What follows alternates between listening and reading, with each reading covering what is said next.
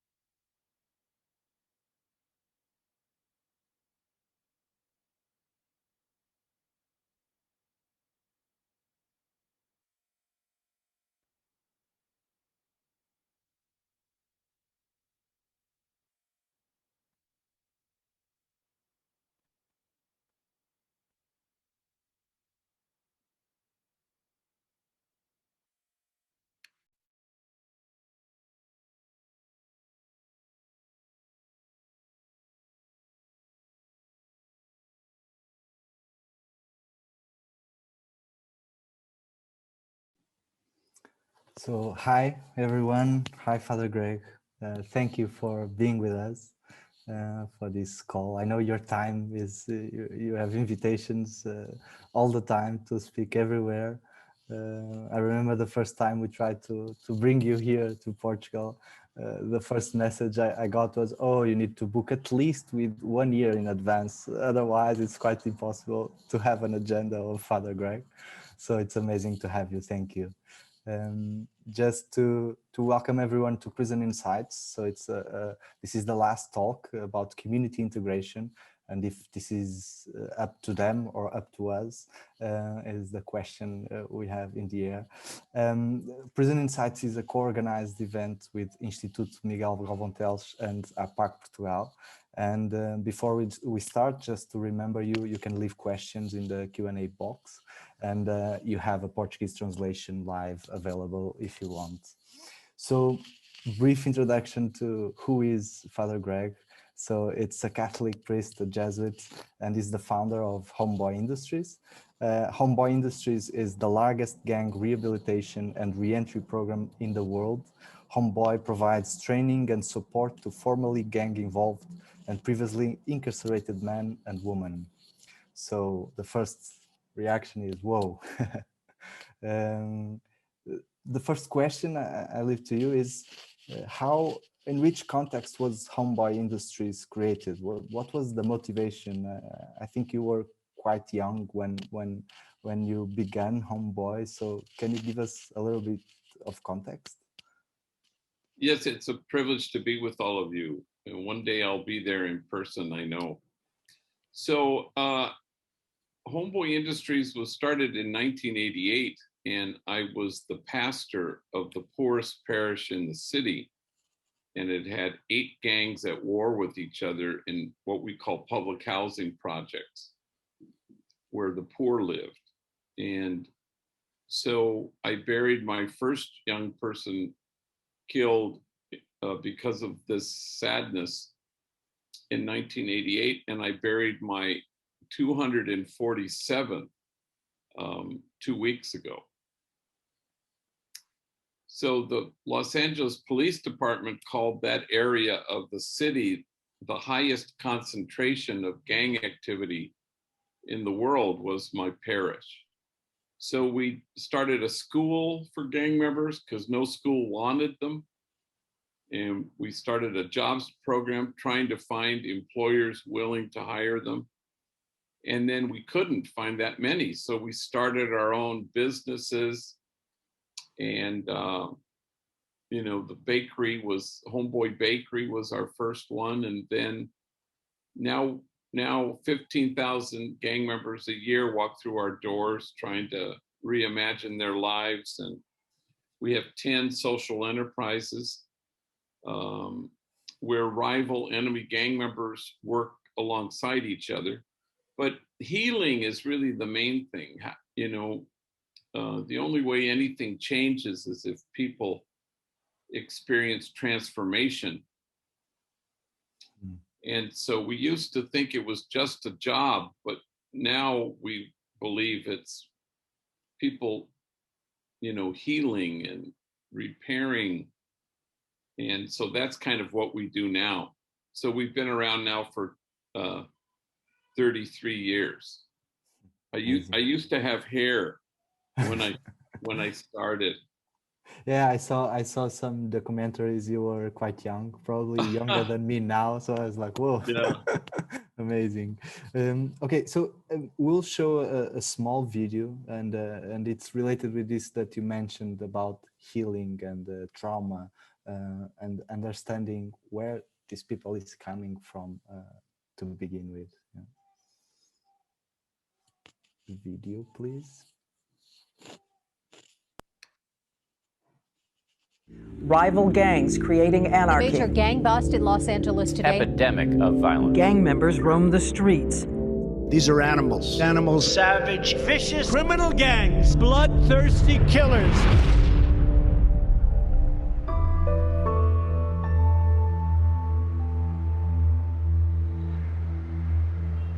Poncho, big, huge guy, tattooed.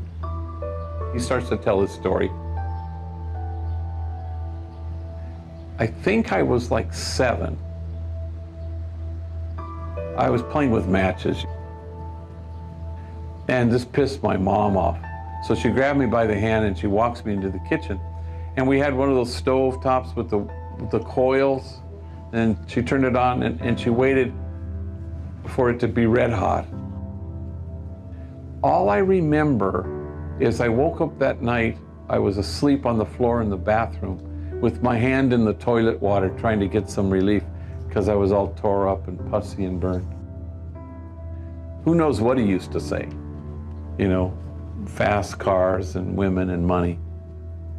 This is what they'll say on, you know, on Maury Povich or something, but they're not gonna say the truth, which is, my mom used to put cigarettes out on me and hold my head in the toilet and flush till I nearly drowned. That's why I joined a gang. No kid is seeking anything when he joins a gang. Every kid is fleeing from something when they join a gang.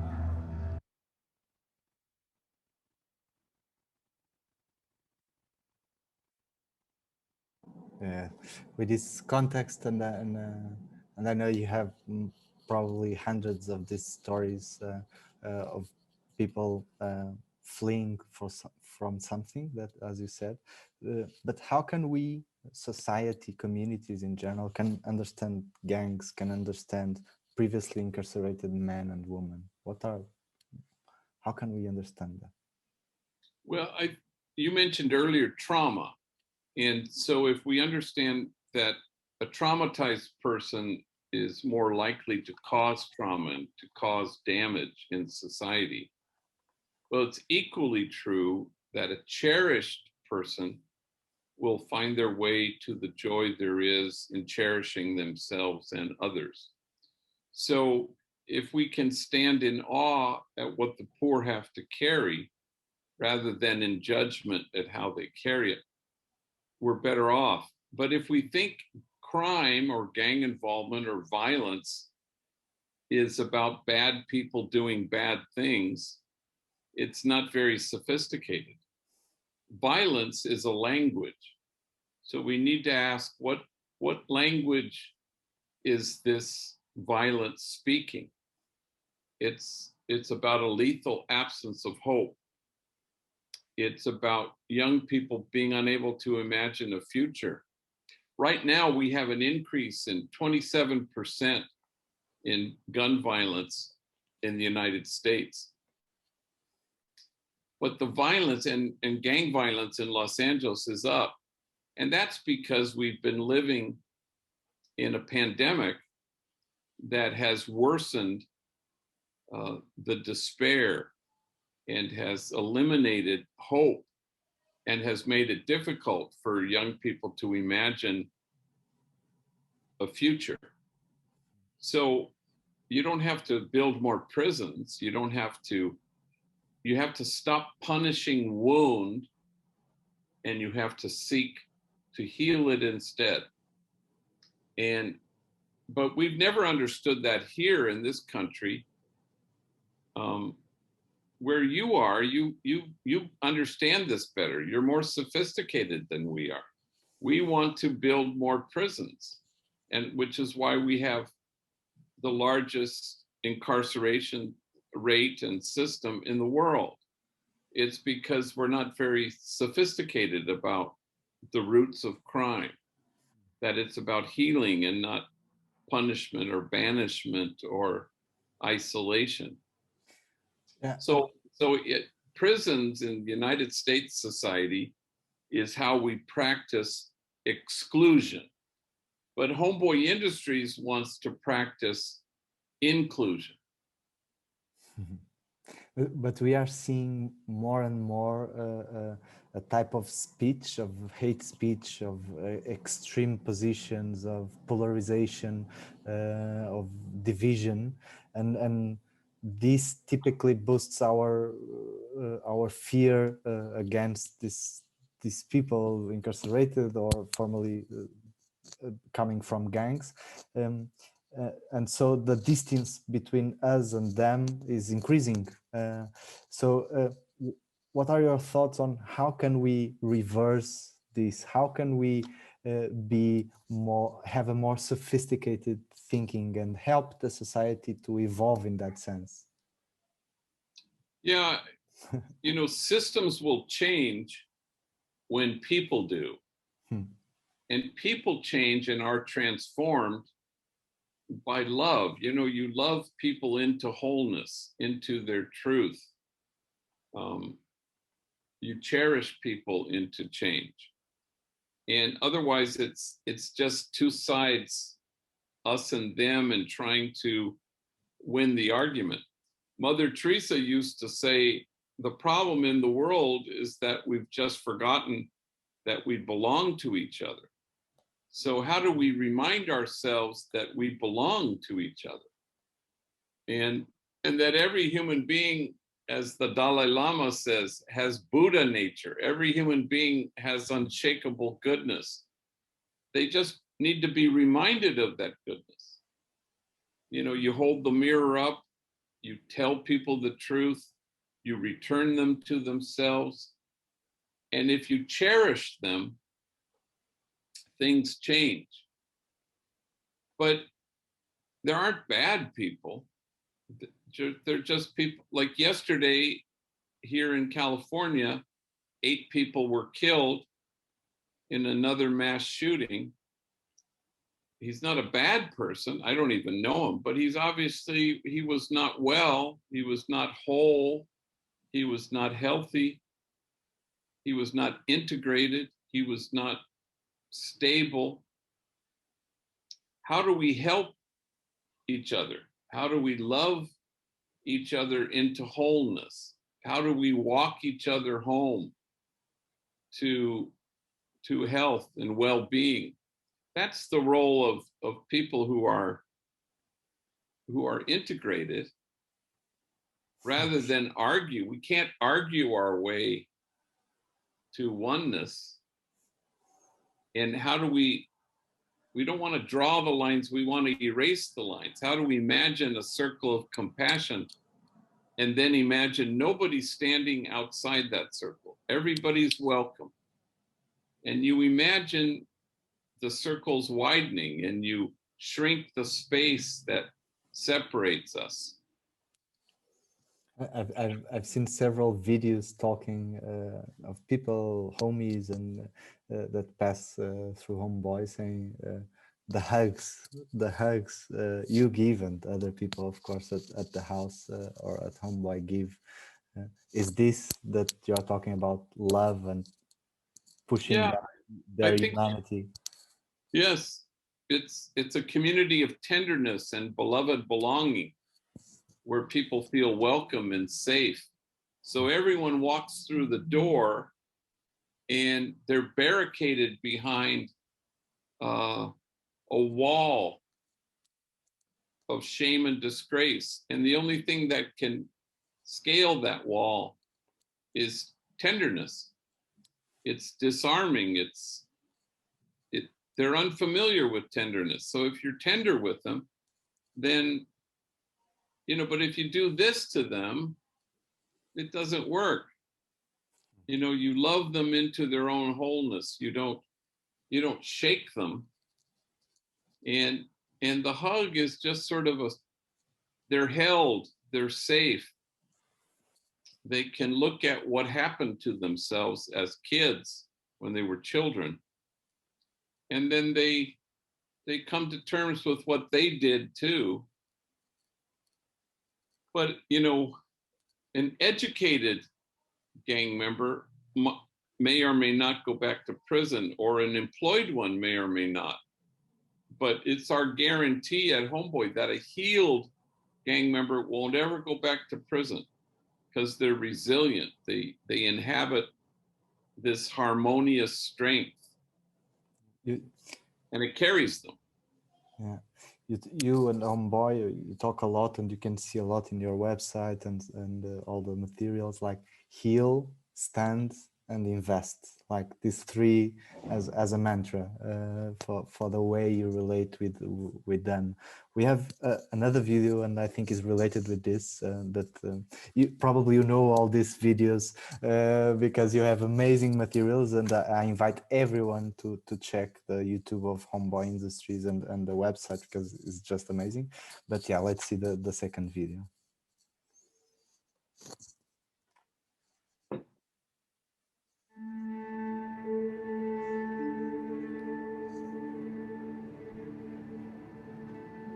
It's sort of the similar thing when you say, wow, I went to the soup kitchen today and I fed all these homeless people.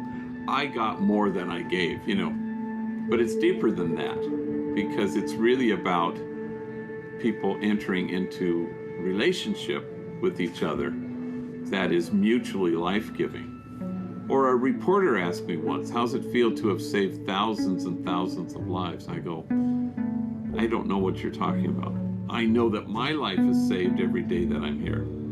I know that I get rescued every second that I'm in this office. Many of these kids have never had an opportunity. They have almost no education. Most of them have some kind of criminal record. And Father Greg has an ability to look at them and see only their potential. Homeboy Industries, for me, was my starting point to a successful future as a man and as a law-abiding citizen. This is a place where an individual can walk through and change his life around and become a productive member of society. You keep these young people out of prison. You give them a salary, which makes them feel good about themselves, which then gives them the means to put money back into the community.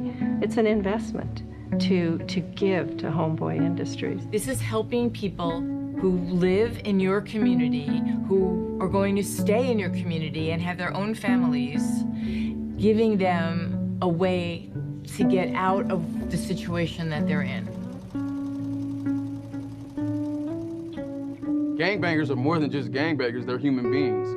And a lot of individuals are born into it, and a lot of individuals are there not because they want to be. What Homeboy Industries did for me, it gave me an opportunity to have a voice. And that's something I didn't have growing up. No one ever took the time to listen. Gang members spend a lot of time stuck in a despair that's pretty bleak. Gang violence is really about the lethal absence of hope. A great many of them are so deeply, hugely traumatized. So if you don't transform your pain, you keep transmitting it. So my mom raised me the best that she could, but the best that she could was a lot of violence, a lot of abuse, mental, verbal, and physical. My outlet was the streets. My outlet was drugs. I ended up living in the back of a trash can on Skid Row. Homeboy stands with the demonized so that the demonizing will stop. There isn't anybody who doesn't belong to this community of kinship. Kinship at Homeboys. For me, that was a big word. Kinship. What is kinship? These opposing gang members working hand in hand, you know, baking bread and making coffees in the cafe. You know, different races, different cultures, different beliefs coming into one roof. It's not about, I will heal you and you will receive the gift of my healing. It's about mutuality, that we're all in need of healing. We're all a cry for help. The barriers are broken down among gang members, among the volunteers, among the donors, all those levels. When you see it in them, you can't help but feel transformed yourself. And it's brought out a lot of my own vulnerability that I just kind of kept down inside, you know. You feel raw and open around them. All the people who run the place now, those are transformed lives, transforming other lives. I realize a lot of people think that because of all of, you know, our restaurants and resell, we may not need more money.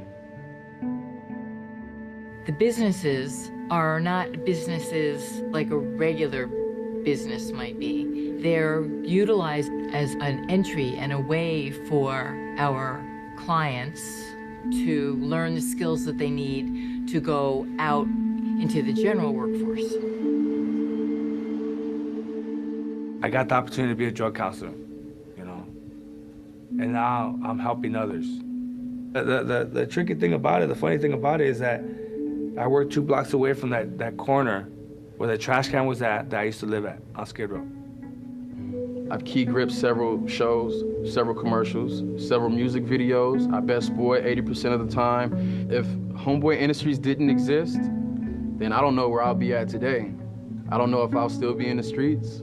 I don't know if I'll still be incarcerated. I don't know if I'll be in the film industry. I have no idea. We have an enormously successful program of keeping people out of the criminal justice system. And when you think of every person who would otherwise re-enter that doesn't, that we've helped, we save enormous amounts of money for the community. That's an economic reason to do it, but for us, I think it's more the emotional side. What if we believed that no lives matter less than other lives? What if we were to invest in people rather than just try to incarcerate our way out of problems? It's just part of being the family of Los Angeles, and we've got to do it.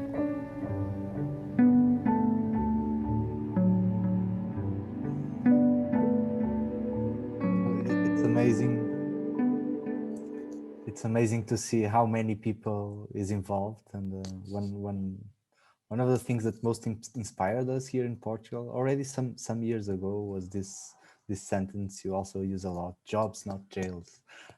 As we work especially with the criminal justice and inside jails and outside. And actually last year during the pandemic we launched a social business called Reshape Ceramics, and it was pretty much inspired at Homebody Industries and the work you do. So first of all, thank you, and this is your responsibility, not ours. Okay. But you finished this video is no lives matter less than others. How do you pass this? And I imagine not devaluing the work you are doing nowadays, but I imagine in the beginning was more difficult because you had no results to show. How do you pass this message for the local communities that daily work that do a daily work with Homebody Industries? How you have begun to give these trusts and to aggregate all these people around Homeboy?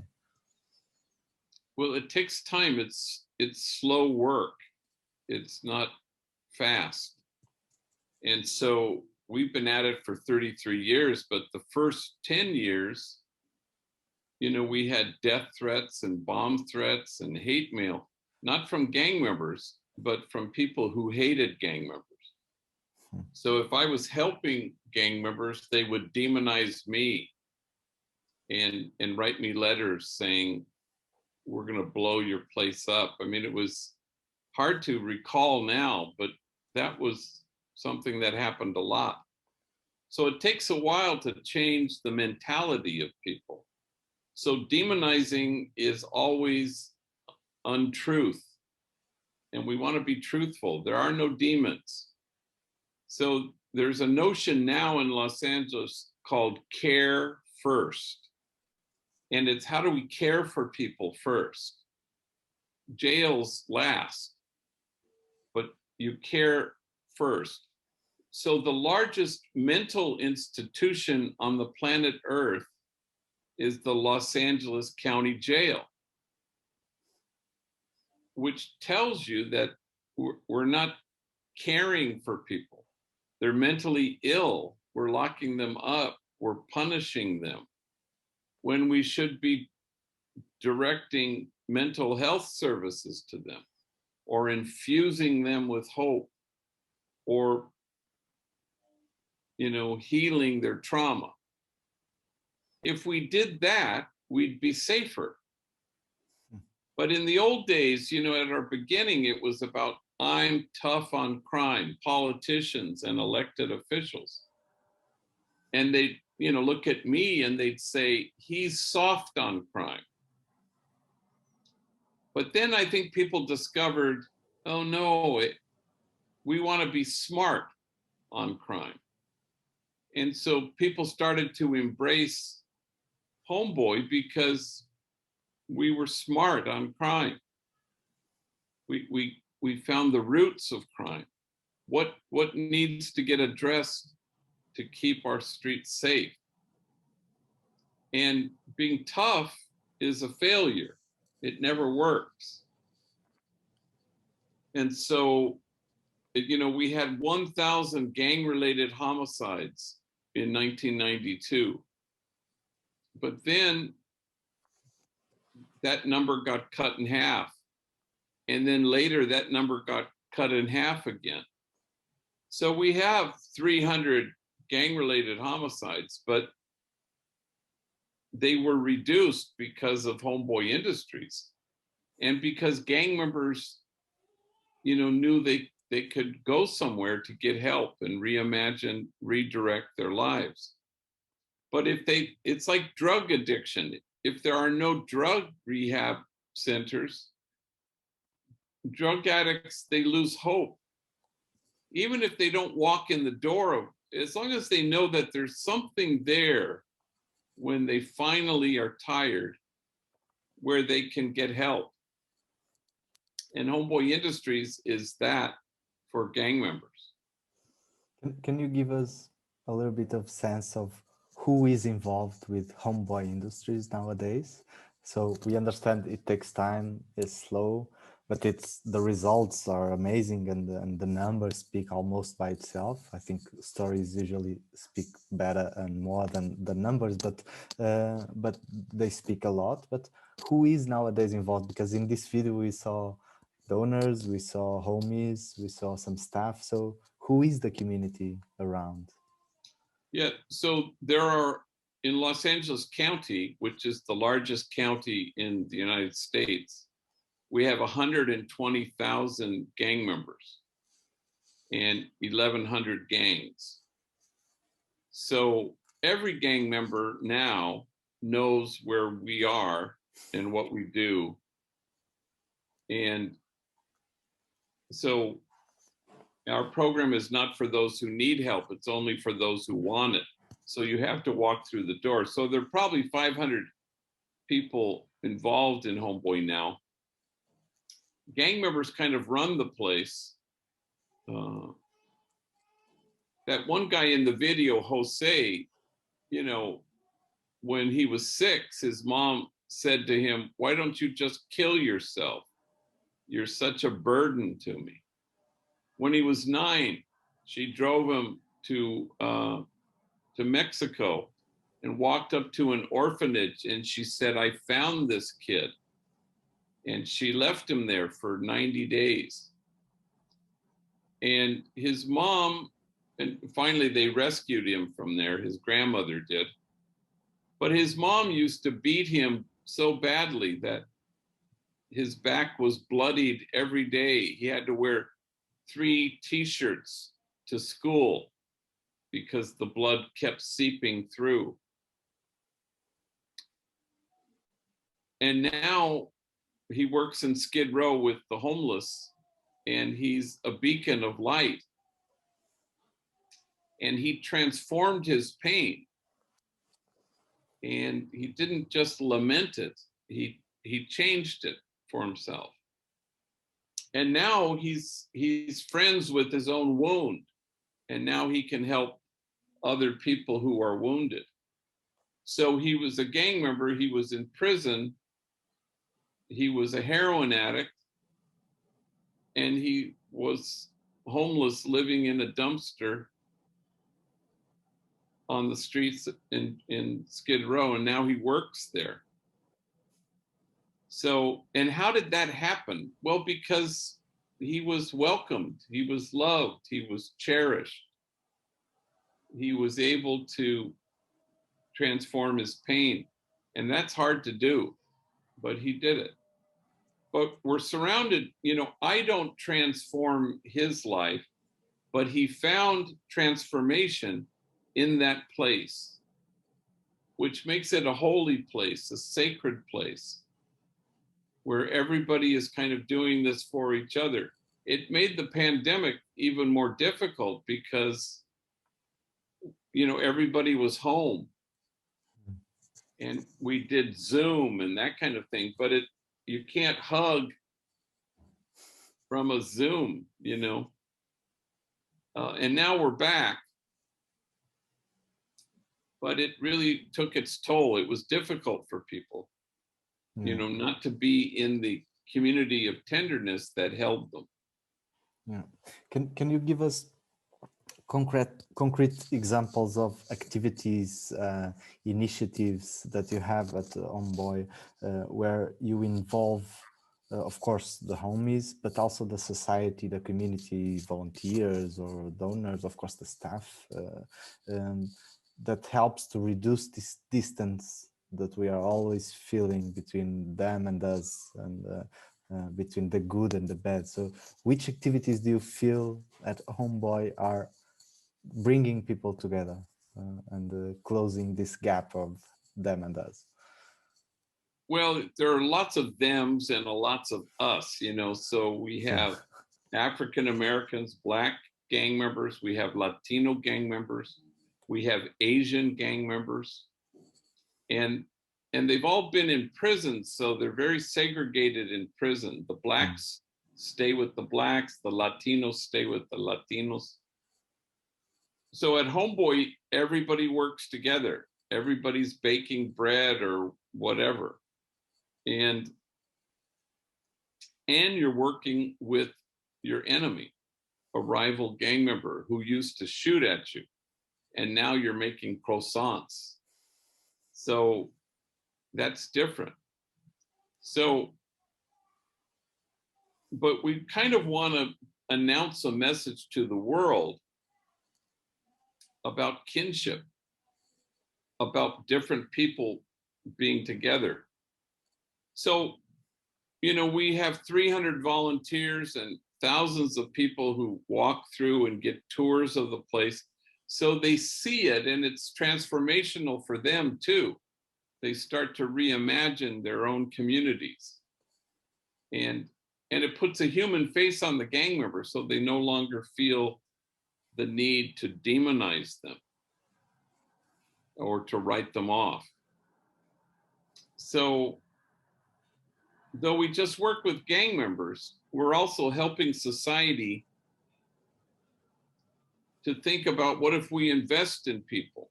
rather than incarcerate our way out of every problem we have. So Homeboy is more than just, you know, helping a gang member or giving him a reason to get up in the morning, but it's giving society a reason to imagine connection and relationship and kinship and a community of beloved belonging. It helps the city of Los Angeles to conjure up an image of what that might look like. So that's different. Yeah. We had so many possible ways now to go in our conversation, like Los Angeles, why not growing to other cities, or how is the jobs and the working doing together? But I will stick to the questions I had, but I had lots of questions popping up in my mind, so I invite people to leave questions. Otherwise, I will do it, all of them. We will see the third video, and it's pretty much related with this that you mentioned, kinship. That you mentioned a lot, and the proof is the last few minutes. So yeah. My name is Jessica Sanchez. I grew up in South Central Los Angeles. When I first came to Homeboy, it was actually for my papers. During that time, I ended up meeting this man, and I see him in the office, and at first I would see him there all the time. You know, I never paid attention to him. I just saw this big, fat, chubby white man sitting there, and I was just like, and then so somebody told me like, oh, that's Father Greg. I remember him looking at me, and he was just like, for some reason he just told me, he's like, you are so much more than the worst thing you've ever done.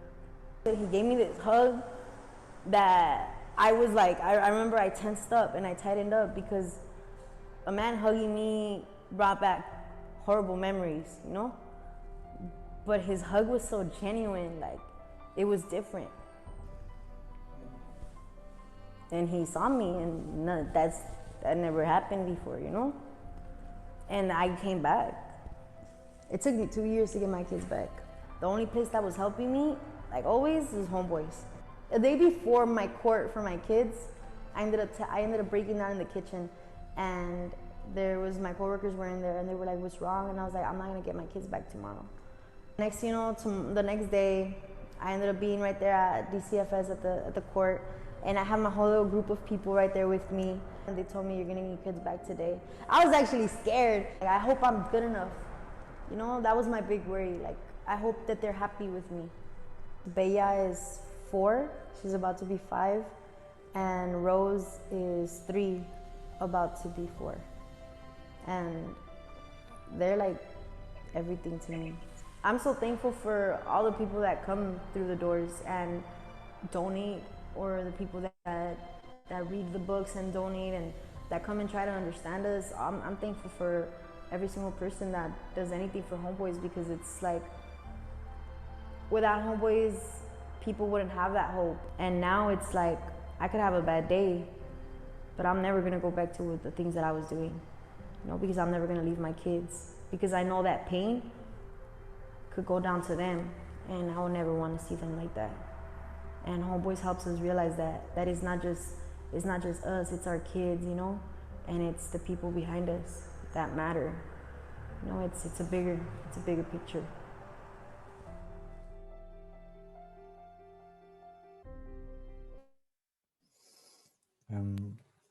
So is this kinship? So well, all this conversation is to understand how we can all work together and create these communities for a better reintegration to leave this them and us. So what is kinship exactly? So I'm not sure if we have an exact translation to Portuguese. So what is kinship and what is a community of kinship? Well, it's, you know, it really is a community, but it's a community of connection where there is no us and them. There's just us, and everyone belongs and everybody is good. So, you know, you look at her, and she was a gang member, been to prison, used drugs, had her kids taken from her, but she was sexually abused, and she was, you know, a young girl by her stepfather. And then she ran away from home and she lived with an uncle who sexually abused her. And then she came back and she told her mom about the sexual abuse, and her mom didn't believe her and threw her out of the house, and she joined a gang. And I'm 67 years old. I've never had to carry or suffer what she has. And so you're reverent of it. And you say, she belongs to us. And she's carried more than I've had to carry. So you feel compassion and you enter into a relationship. Or you cut them off, and we're diminished as people when we do that. So, you know, we all live in the same house, and how do we remind each other of that? But there is that idea that's taken root in the world. It's at the root of all that's wrong with it, that there just might be lives out there that matter less than other lives. Immigrant lives, poor people's lives, criminals' lives. We think they matter less than my life. And the goal of any good society is to include everybody. And so we don't need to strike the high moral distance. We need to get closer and closer so that we have union. So kinship is really union and communion and community and connection. And it's all about relationship. It's the relationship that heals. So when people feel cut off or left out, how do we bring them back in? How are we connected to each other? And that's where the happiness is. That's where joy is, in our connection to each other, where nobody's isolated or apart. Everybody belongs. It seems easy to to implement, and but it's amazing to see how you talk about it. So my last question before I go to the questions made by the audience is, you are part of that community, right? That community of kinship, because it's us, there's no them and us. And so it's not only giving to the others and the others to receive, but you also have received. So the growing is mutual, right? Like you were explaining, because it's this relationship that is healing everyone, not only one of the parts. So my question, going a little bit more personal, but what have you received and learned by working with this amazing man and woman over the last 33 years? Well, I've learned everything of value. You know, you learn about yourself and you learn about how to be of service. I think in the early days, I was trying to rescue people or save people or fix people or change people. I don't do that anymore. You know, I just try to receive people. I let my heart be changed and altered by people. I allow myself to be reached by people. And it's changed my life. But, you know, I learned from them in terms of their own generosity and how tender they are, given how much they've suffered. And what they've had to suffer is unbelievable, so that they can still choose loving and cherishing. Then they can thrive because they know what to do with pain. And so that's just taught me everything that is valuable. And the day won't ever come when I have more courage, or I am more noble, or I'm closer to God than these thousands and thousands of men and women I've been privileged to know. Thank you. So we have here some questions from the audience. So the first one, and you know, because we work mainly with the prison system, also lots of our audience are related or interested in the criminal justice system. So maybe some of the questions will be also related with the prison system. Does Homeboy Industries have agreements with the state to release prisoners before the end of sentences? How are the relations with the state and with the prison system or staff? Yeah, you would think that we'd have a relationship, but we don't that much. You know, prisons just spit people out to the streets and then they come to us. But, you know, prisons are horrible. Prisons make things worse. Our prisons are terrible. And so we have a lot of healing, a lot of repair to do when they get to us. So they don't make it easy. But you know, the state, we don't get any money really from the state. You know, we have to raise our own money. And you know, we've gotten some things over the years, but not very much. So we're $28 million and as a budget each year. And half of that comes from our businesses, our 10 businesses as social enterprises. And the other half we have to raise somehow. So people have been good to us and kind to us because they understand that this actually helps. But yeah, there's not that much working with prisons. Yeah. I go into prisons as a priest and I speak and I do religious services, but that's about it. Sometimes we've had our folks go in, do group work or, you know, do workshops on art. We have an art academy where we develop people's artistic ability. We have a youth program. So sometimes we go into facilities, but you know, the prisons just warehouse them. They just want to keep people. So they're not that interested in rehabilitating anybody. Understand. Yeah. What type of support do you provide apart from work?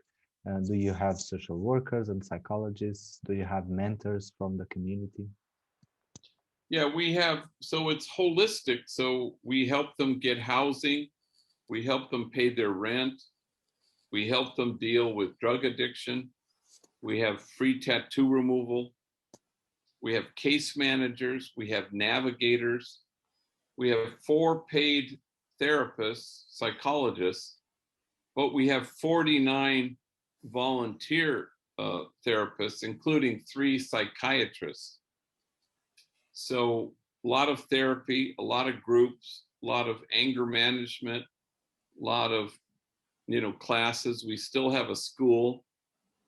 So we always insist while you're with us that you're continuing your education and go to college, that you don't stop while you're with us, you don't stop. Sometimes they'll go get training for welding and electrician and carpenter. And so we help do that. We have solar panel training where they install solar panels. So we help them with everything. Yeah. And they're with us for 18 months. Okay. So it's a 18-month structured program until they go to other jobs. And then we have a whole group of employment services who move them from a job after us. Okay. So we want to make sure they're working, okay, you know, beyond us. Good. Yeah. How do you assess the reintegration of a homie? Do you work with families and victims as well? Yeah, you know, we do some of the victim work, in groups. But nowadays in California, people spend 30 years in prison. Then they get out. Where are their victims? You know, where's their family? So they're pretty much alone. And so with victims, we've had a victims group. But you know, they have their own kids and their own family, and so we want them to find healing at our place, and then they go home to their kids, and they're healed people, and then you break a cycle. It doesn't get continued in the next generation. So that's kind of the hope, you know, that we'll be able to do that. Another question here. Do you believe that every person that joins a gang does have that lack of love? Yeah, there are three kinds of profiles or kids that join a gang. The kid who is hopeless and despondent, the kid who's traumatized, and the kid who's mentally ill. So that's it, just those three. So you want to supply hope to kids for whom hope is foreign, and you want to heal the damage, and you want to deliver mental health services. That's what you do, because those are the only three profiles of kids who join gangs. But we always think there are other things, like he just wants to belong, or he thinks that life is exciting, or he sees it as an adventure. No, none of those things. You know, he's not seeking anything. He's fleeing a lot of things. So address the things that they're fleeing, and then you've done something significant.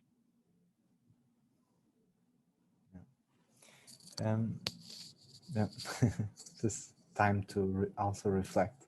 Another question here? What is the importance of volunteers at Homeboy?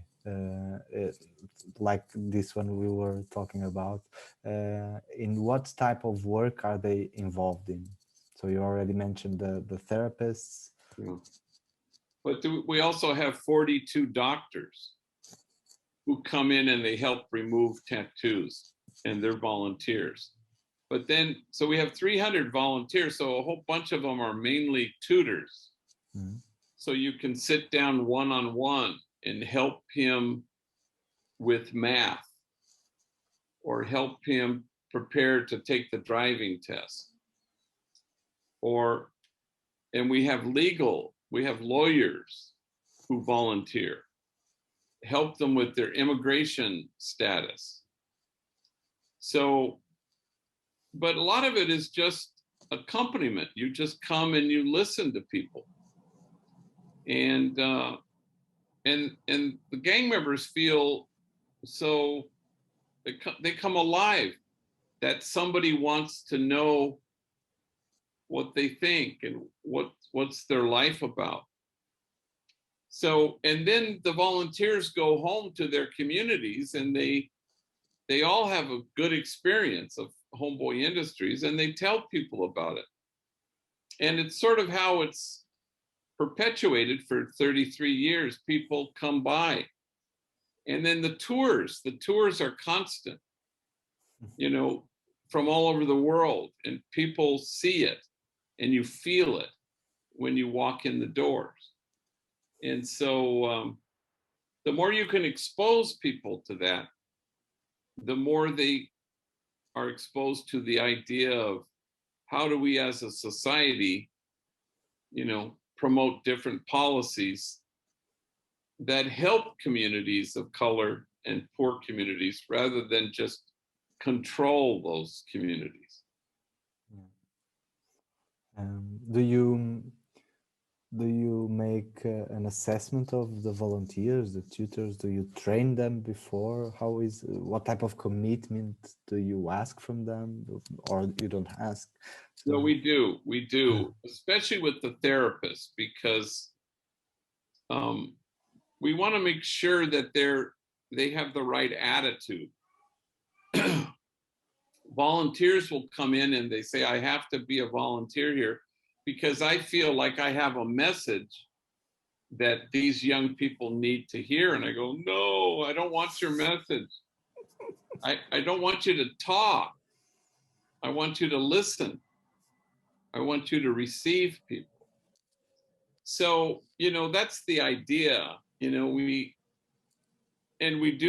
do assess them, we vet them, we make sure. We don't want to re-traumatize people. We don't want to trigger people. We want, we want healthy people around so that the gang members can inhabit wholeness and health. Mm-hmm. Okay.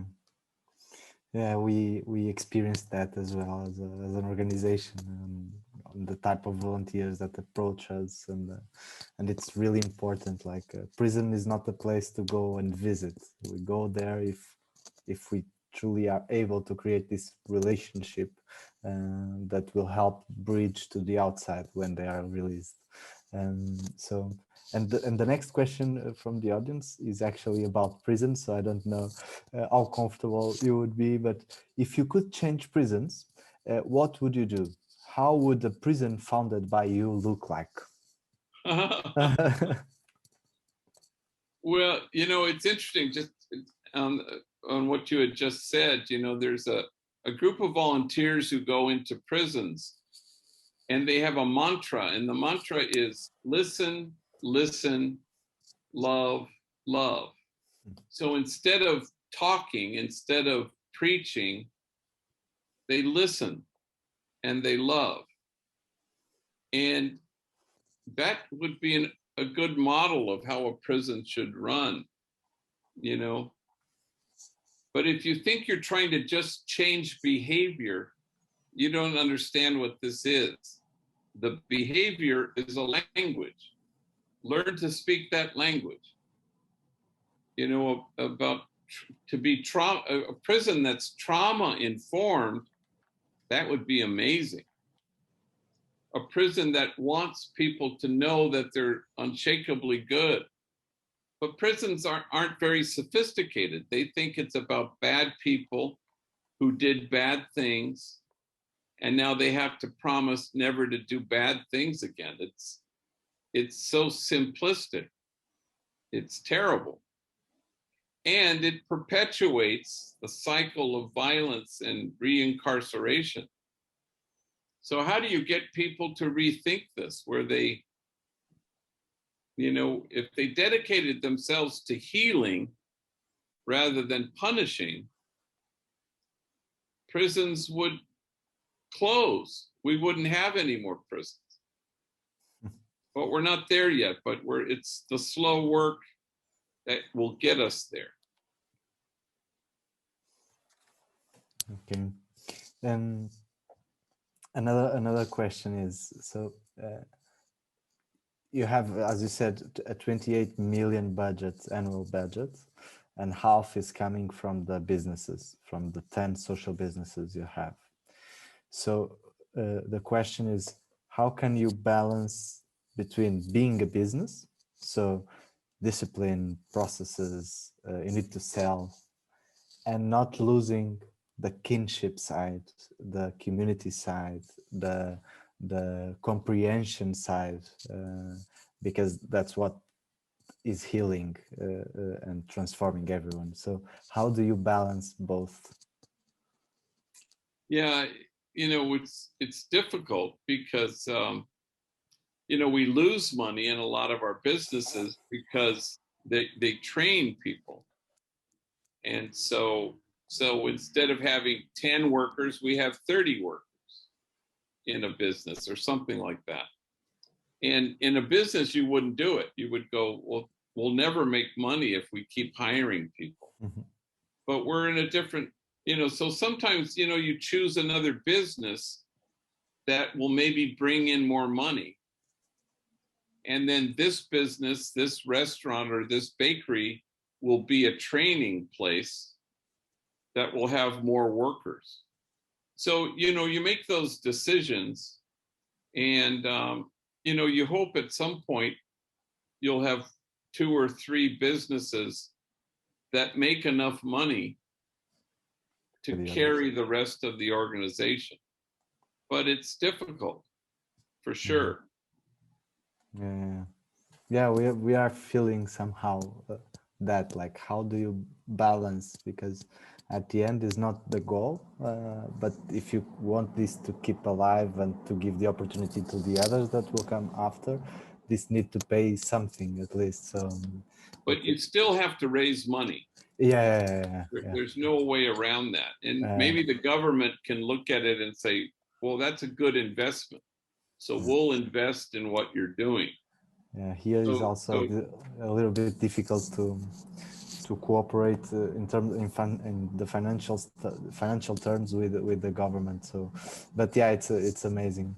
So yeah, if we are almost 8:03, so 12:03 at you are going for lunch, right? Last message you would like to pass to us, this tiny country in Europe, Portugal, with our 10 million inhabitants, that probably the same as LA. So about you and your work and what we could do more. Well, one of the great experiences of my life was going to Lisboa.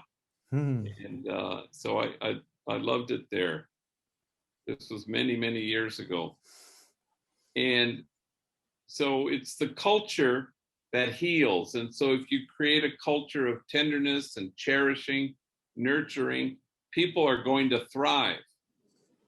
And systems change when people do. And people change when they are cherished, when they are loved, always. And sometimes when we think, oh, that's not going to work, that always works. And kindness is the only strength there is. So the more people can do that, the more systems change, prison systems, and the difference and the disparity between the poor and those who have enough. Everything changes when people are cherished. But it's not about winning the argument or convincing people. It's about loving people into their wholeness. And the more people dedicate themselves to that, the more things will change. Thank you. Thank you very much. Privilege. And next time I'll see you in Portugal. Yeah, so this is the end actually of Prism Insights this year. The end of this edition, it was an online edition, so we don't have more talks coming, but next year, next April, we hope we can have Prism Insights 2022 with you here in Lisbon, and with all of us together in a nice place, and where we can feel tenderness and kinship also in that place. I would like to give, of course, a special thanks to you, and I will ask after if you could just stay 1 or 2 minutes while people is leaving, but if not, if you are in a worry, no problem. I would like to thank our partner and co-organizer, Instituto Miguel Galvão Teles, and the 5 partners that made this possible: Delta Cafés, Rescaled Movement, Active Citizens Funds, Reshape Ceramics, and ECHO. And I invite everyone, after this, you will be redirected to a small form to evaluate and to give us feedback in order for us to improve for next year. So thank you very much. See you next year.